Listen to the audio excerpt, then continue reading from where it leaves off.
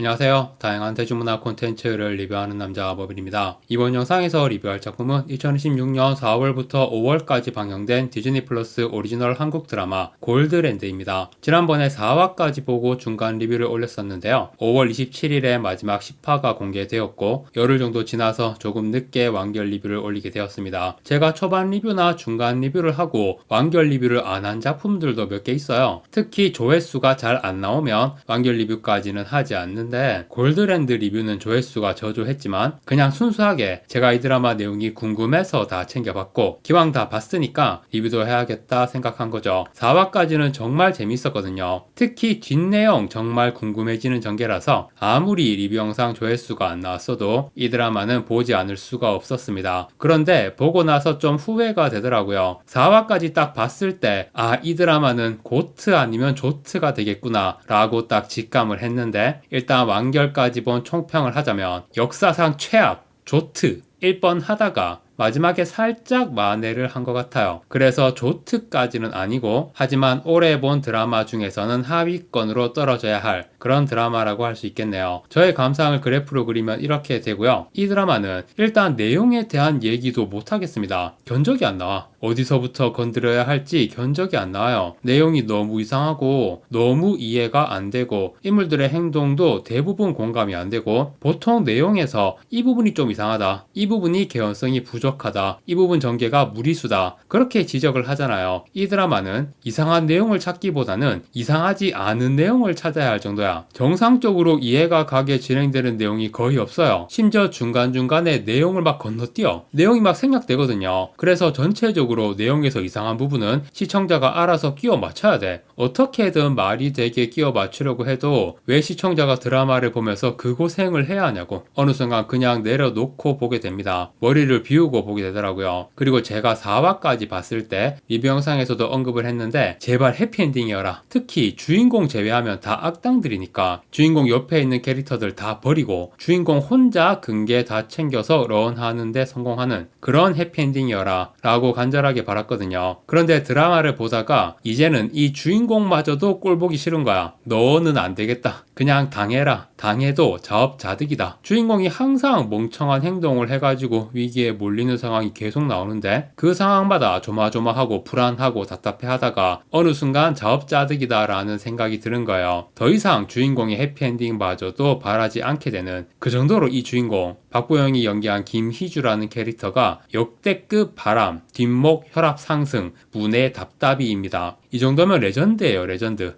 박수를 쳐줍시다. 이 정도로 시청자 뒷목 잡고 쓰러지게 만든 주인공 캐릭터가 미디어 콘텐츠 역사상 있었나 싶을 정도로 차원이 다른 레전드를 보여줍니다. 주인공이 박보영이라서 더 열받죠. 되게 순진하고 착한 얼굴이잖아. 그래서 미치도록 답답한 거예요. 이렇게 살벌한 위기 상황에 계속 몰려있으면서 너무 순진하고 생각 없이 빨빨빨빨 돌아다니면서 사방팔방 어그로는 다 끌고 다녀. 작품의 배경이 되는 지역도 강원도 정선을 모티브로 한 되게 작은 동네인데 전당사, 병원, 그 무슨 수출업체 진작 마크가 되었을 것 같은 장소를 또 가고 또 가고 또 가고 심지어 주인공을 추적하는 사채 조직이 경찰에 끈앞풀이 있어가지고 휴대폰 위치, 통화 장소, CCTV로 자동차 추적하는 것까지 너무 잘하는 거야. 솔직히 되게 고위급 경찰도 아니고 형사 한두 명 끈앞을 만든 걸로 이 정도까지 가능한 거예요? 다 들켜 그냥. 시작하자마자 근계 빼돌린 이도경이 위치 금방 발각당해가지고 바로 공격당해서 병원에 입원하게 되잖아요. 그래서 근계가 실린 차는 김희주가 타고 도망쳐서 이도경이 아닌 김희주가 추적을 당하는 상황이 된 건데 시작하자마자 위치 발각당한 거를 비롯해서 그런 식으로 들키는 상황이 수도 없이 나오거든요. 그런 일을 한 번만 겪어도 야 이거 장난 아니구나. 이놈들 무서운 놈들이구나. 그러면서 어떻게 해야 안 들킬까를 하루 왼종일 연구하고 극도의 조심성을 기본 탑재하고 행동해야 하는데 진작 마크 당했을 것 같은 장소에 생각 없이 계속 가니까 보고 있는 시청자는 진짜 돌아버릴 지경이 되는 거죠. 물론 드라마의 재미를 위해서 위기 상황들이 나오고 난장판의 상황이 벌어져야 하는 거긴 하죠. 특히 주인공이 계속 궁지에 몰리면서도 어떻게 극복을 하잖아요. 주인공이 잘해서가 아니야. 관에 숨겨서 해외에서 국내로 밀반입 때 물건이 무려 1,500원어치의 근계라는 사실이 처음에는 관에 든 게 뭔지 아는 사람이 거의 없다가 이제 주요 캐릭터들이 한두 명씩 이 사실을 알게 된단 말입니다. 말이에요. 이 근계는 금성그룹의 안 회장이라는 사람 건데 그 밑에 부하들과 끈앞풀들이 안 회장을 위해서 근계를 찾아야 하지만 지들이 근계에 눈이 뒤집혀서 서로 이 근계를 차지하려고 난장판이 벌어지는 거죠. 이 드라마가 가장 보여주고 싶어하는 내용이 바로 이거죠. 수많은 사람들이 근계에 눈이 뒤집혀서 난장판이 벌어지는 내용. 특히 그 난장판의 중심에서 이광수가 연기한 박이사라는 캐릭터. 4화까지 볼 때는 예상 못했는데 이 캐릭터의 전투력이 엄청나더라고요. 거의 이 드라마 최강자 아니었나? 안 회장을 배신해서 궁지에 몰렸음에도 개인의 전투력으로 사시미 무쌍을 찍으면서 상황을 혼란으로 몰아넣는 그 개인기가 정말 엄청났습니다. 예능 때문에 뭔가 허당 이미지가 있는 이광수가 이런 연기를 하니까 조금 어색한 것 같으면서도 생각보다 되게 소화를 잘한 느낌이었고요. 아무튼 그런 난장판 속에서 주인공이 운도 따르고 해서 위기를 극복하는 내용들이 계속 나오고 위기와 극복 이런 내용은 드라마의 재미를 위해서 당연히 나와야 하는 거긴 하지만 그 과정이 진행되면서 주인공을 응원하는 마음이 점점 사라지는 게 문제예요. 그리고 상황이 너무 난잡해. 사방팔방에서 온갖 일들이 다 터져가지고 그 하나하나의 일들이 이해 안 되고 개연성 엉망인 부분 투성이고 그래서 한 8화, 9화쯤 와서는 이제는 더 이상 재미도 없는 거야. 8, 9화쯤 돼서 더 이상 재미도 없고 보기도 싫고 하차가 마려운 상태가 되는 거예요. 그런데 8, 9화라는 시점이 또 애매한 거죠. 조금만 더 보면 끝나니까 여기까지 봤다면 대부분은 마지막까지 완주를 했을 거예요. 이 드라마 제작진이 그나마 잘한 게 있다면 되게 애매한 시점에 리미트가 터지게 만들어서 그런 너덜너덜한 상태로라도 어쨌든 마지막까지 보게는 만들었다. 물론 하차한 사람도 있긴 하겠지만 그래도 대부분은 8, 9화 정도까지 봤다면 마지막까지 보셨을 거라고 생각합니다. 그리고 처음에 말했듯이 마지막에 살짝 만회를 했다고 볼 수 있고요. 약간 데우스 엑스 마키나 요소가 있어요. 근계에 눈이 뒤집히지 않은 캐릭터들이 몇 명 있거든요. 1,500억 원의 근계를 가진 주인공을 도와주면서 몇 억 정도로 만족하고 통수를 치지 않는 인간들. 일단 그 세공사 캐릭터 10kg 근계를 녹여서 팔기 쉬운 1kg 근계 10개로 바꿔주는 일을 도와준 캐릭터죠. 얘는 진짜 조금의 통수 기미조차 없이 약속된 보상만 받고 끝까지 도와주거든요. 그런데 마지막에 되게 무리수 내용이 있었죠. 김희주가 결국 안 회장한테 잡혔는데 가짜 근계로 속여가지고 결국 풀려나거든요. 이 세공사가 가짜 근계 100개를 만든 거예요. 제가 뭐 그쪽 일에 대해서 전혀 모르지만 가짜 근계 100개 만드는 거 이거 보통 일이 아닐 것 같은데? 진짜 무슨 악마의 열매, 세공